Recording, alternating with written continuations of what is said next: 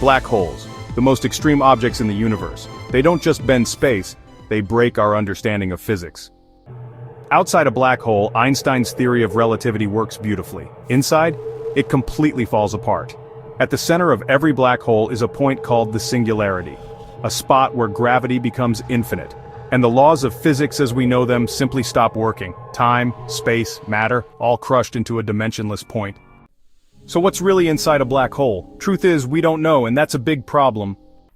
Because when two major theories of physics, general relativity and quantum mechanics, contradict each other at the same place, it means something's missing. We need a new theory. A theory of quantum gravity that explains what happens when massive gravity meets tiny particles. Some ideas are out there: string theory, loop quantum gravity, even the idea that space and time themselves are made of discrete, tiny units. Others suggest that black holes don't have singularities at all, but something stranger, like a Planck star, or a bounce into a new universe. And then there's the information paradox. If something falls into a black hole, is it lost forever?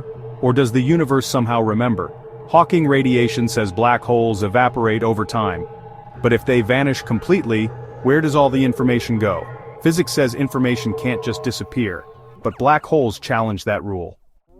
Which means they aren't just cosmic monsters, they're clues to a deeper understanding of reality itself. What's really inside a black hole, we don't know. But whatever the answer is, it might rewrite the rules of the universe.